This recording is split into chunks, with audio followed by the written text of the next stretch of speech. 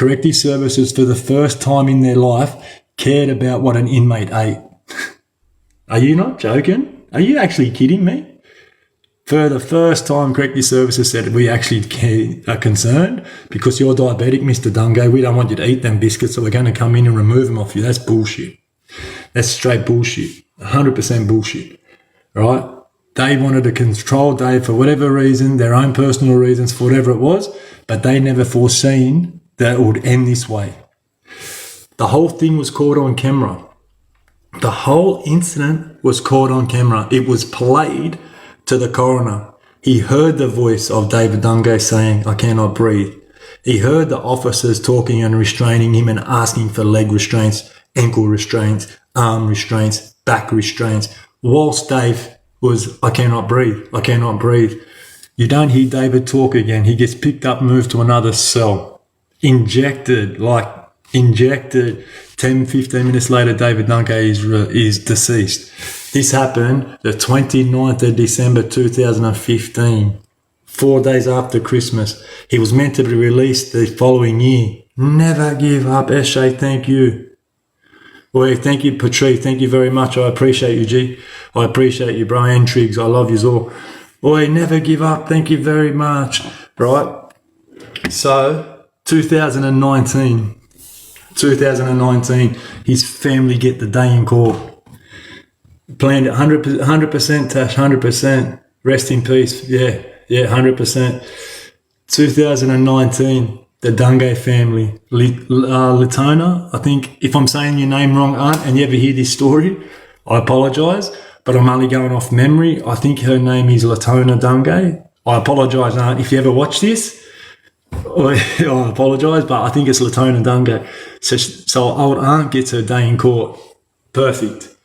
They murdered my son. I'm taking this to the highest of the high, and I'm going down. I'm going to represent. They go down there. The whole family go down there and they shout out to the family all day. They go down there and they represent their son, their nephew, their brother and their father and want to be his voice. So they go, this is 2019. Bang, thank you for the paper crane, right? So they go down there, they listen to the inquest, they listen to the coroner speak, and they think, like, for the first time, Adam, lad, thank you. For the first time, we're going to get justice for an Aboriginal death in custody, because that's what it is. For the first time, we're going to get Aboriginal death in custody recognition. For the first time, we're going to get a coroner to implement changes on how mental health patients are dealt with, how Indigenous mental health patients are dealt with, and we're going to get the result we want. No, he found in favour for the Dungay family. Listen to this. He found in favour for the Dungay family, but he fell short of sending it to prosecution. So he said everything is illegal. The restraints were not needed. The injection was overboard. The handling of the situation was wrong. You heard Dave Dungay saying he could not breathe.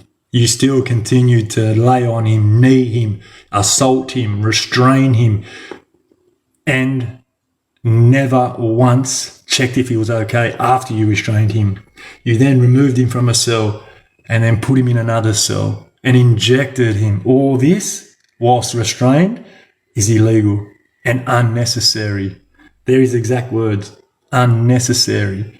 You can go and find this whole report, and I actually want you to go and find this report. Go and look up his name, find the report, read how they treated him, read what they actually did to him, and sit in that. An inmate in a correctional centre with mental health issues, sitting in a dry cell on his own, hearing voices in his head, and people run in and inject him with a drug that puts him to sleep and he never wakes up again. Come on. The coroner says everything was illegal, but falls short of sending it to prosecution. But what he does say is, I'm going to give the papers to the courts and the DPP. Aussie, mate, thank you very much. And I'm going to let them decide if there should be a prosecution. The prosecutor for the police, yes, Jace, thank you very much. The prosecutor for the police said, listen, I don't want to run this case because at not one stage can I find And I reasonably believe that the jury and the courts won't be able to find that they had intent.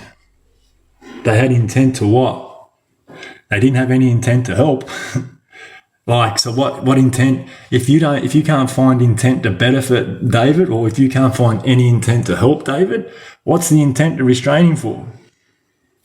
What's the intent of injecting him for whilst he's restrained?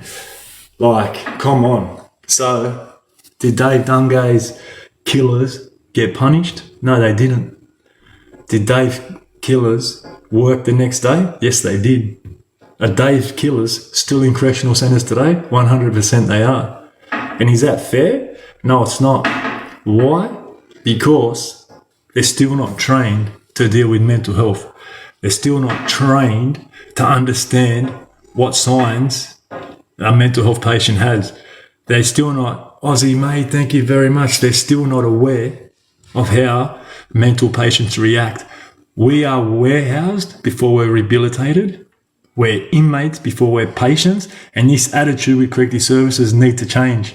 This attitude with corrective services needs to get an understanding on what an inmate looks like and what a patient looks like, because you send us to prison to rehabilitate. Rehabilitation doesn't occur until we're ready, because you have no classes in there to rehabilitate us. You don't treat us like humans, but you want us to get out and be the best version of ourselves or neighbours. It doesn't work that way. Corrective services, you need to have a good look at yourself and understand you're probably the reason half the people don't get off the boat and they keep coming back to jail, because you don't educate them in rehabilitation at all. You warehouse us for the purposes of your CSI industry. And I know this sounds like, you like whatever, but CSI is one of the biggest industries that the jail has. They're a multi-million-dollar business. And if you don't have an inmate that keeps on coming back to prison, you don't have CSI industries. If you don't have inmates returning to prison every 6 months, you don't have CSI industries. So it's beneficial for you as CSI people to have us remain the same. Yeah, 100%. Yeah, this is serious, bro. Yeah, GS4 security, 100%. So it's beneficial for corrective services never to rehabilitate anybody, bro.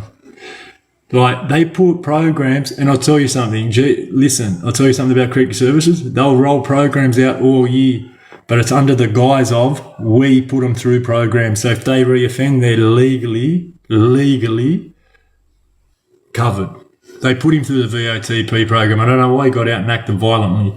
We put him through Get Smart and all the drug programs. I don't know why he went out and started using heroin again. We done all these. We done all that. Look, he's got certificates for that. It's all bullcrap. Segregation, Supermax and STG are put down as programs when they're a form of punishment. Do you get my point?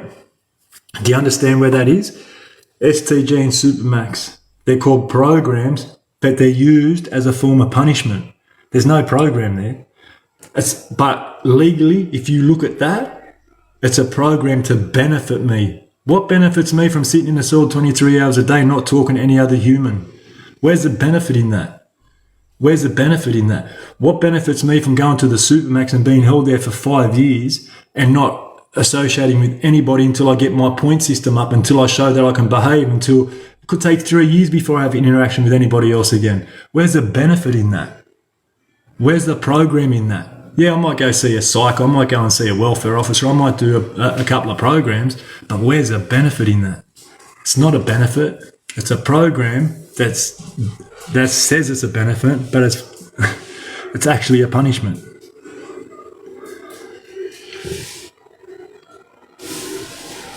Exactly, yeah. No wonder why they kick off 100%. And you know what's even worse? When David Dungay died, when he passed away at the hands of New South Wales Correctional Centres, when he passed away, they locked the jail in the next day so the brothers could not retaliate or respond. Why would you be worried about the brothers kicking off if you didn't think anything was illegal?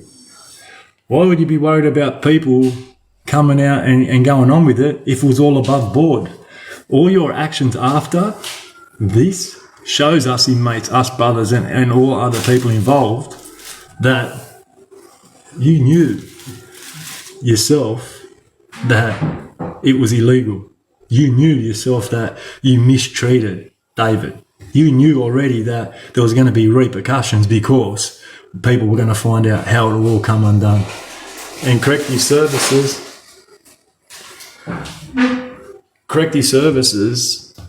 had to go into cover-up mode, simple. And that's what they're the best at. Corrective services are the best at covering up a deaths in custody. Simple. And this time, they covered it up by saying that they went in to help David get biscuits because they were scared on the biscuits being no good for his health.